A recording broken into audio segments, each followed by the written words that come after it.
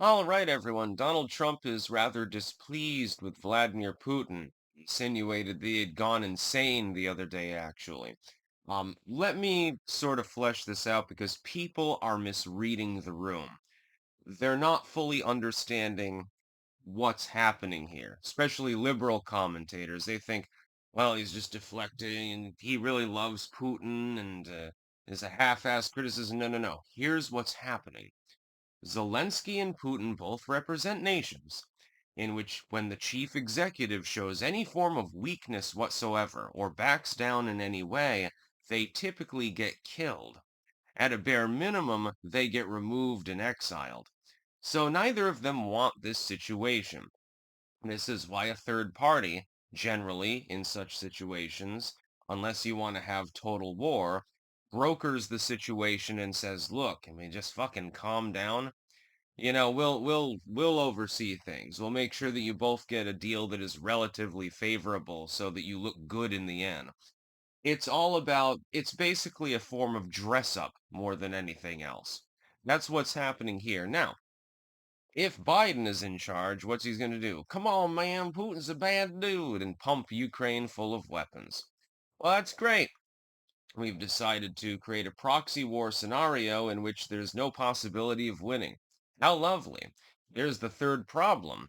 The United States wants to save face as well. So Donald Trump coming out and saying that Putin is insane after attacking Kiev with drones and so forth actually makes sense. What you're doing is trying to get Russia to the bargaining table and press the issue because we don't want to give limitless amounts of money and weapons and shit to Ukraine forever. And so in the end, there will have to be some sort of agreement. It would be much better if we broker this under Trump than if we brokered it under Joe Biden. Joe Biden, he'd say, well, come on, man, Moscow now belongs to Ukrainians or some shit like that. He didn't understand what the fuck was going on, and he would have appeared weak. And he was weak in the negotiating sense. Trump has actually done business in these countries. He understands. I keep trying to explain to people the way you do diplomacy or business or anything else in one country does not necessarily translate to another one. Some of it's cultural, some of it's legal, some of it's civil, and so on for some of it's religious. When you go to Saudi Arabia, you're going to be expected to act differently than if you're in France. Believe it or not, there are differences between people in the world. Personally, I like that fact because it means that there's more, variety is the spice of life. So you can go to a country and experience an entirely different culture. And then it's kind of fascinating to learn about it and try to fit in and see what you can do. Languages and foods and stuff like that. Personally, I find it fascinating. Some of us understand and appreciate that. Some people unfortunately don't, and it appears to be the majority of the population. It appears that the majority of people in the United States expect everyone else to act like the United States. By the way, to the other skeptics about mass immigration, doesn't that work in reverse? Yes, indeed. There are certain groups of people in the world that assimilate very well into at least a relatively similar society. For example, when I'm in the Netherlands, it's possible for me to utter a bit of Dutch, and I like the food, and I'm not going out of my way to screw anyone or anything like that. And so, you get along. But if I went to, let's say, China, I'd be in jail as a dissident.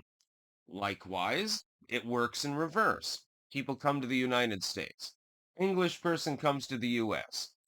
They're going to have a few, bumps in the road, like they're not going to understand why Americans like guns so much or something like that. If they settle in New England, of course, at least the food will be similar.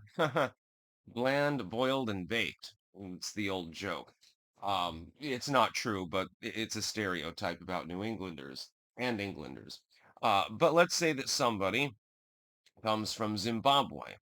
They're probably going to find it more difficult to assimilate into the culture and sort of appreciate its mannerisms. It's just the way that it works. Trump is displeased with Putin, and he's reacting exactly how he should. He's questioning his sanity. This puts pressure on Vladimir Putin. Domestically, within Russia itself, among his own population, when the leader of a nuclear-equipped foreign nation of great means is questioning whether you're even sane or not, that's going to put pressure on him to get the negotiations fucking going. And that's the entire point. Trump has also pressured Zelensky, you may have noticed. Basically, Trump is saying, okay, he's insinuating I'm going to give you the stick, so to speak, instead of the carrot. That's basically what's going on here. The U.S. is a big country. It's got a big economy. It's got a big military capability. Ukraine is rather small. Are they holding their own? Yeah. Russia is a relic of its former self. Do they have a bunch of nukes? Yeah. Do they have a modernized military? Absolutely. But they have been unable to overrun most of Ukraine and have lost uh, tens or possibly at this point hundreds of thousands of soldiers in this endeavor. This is growing increasingly unpopular on both sides of the battle lines. I have a feeling that more and more Ukrainians and Russians are saying, fuck this shit. And the U.S. leadership is intelligent enough at least to understand this and attempt to get involved to get something solved. And Trump, I think, also there's one egotistic element to this. I think that he wants credit for having brokered a peace deal or something like that. That's why he sort of elbowed Europe aside, I think. I think he wants credit for it. He'll probably get it done too. Also, remember, Putin is an older gentleman at this point. The fact that he had a facelift and shit like that doesn't magically make him younger, so he could croak in the next couple of years. It is possible. That's about all. Peace out.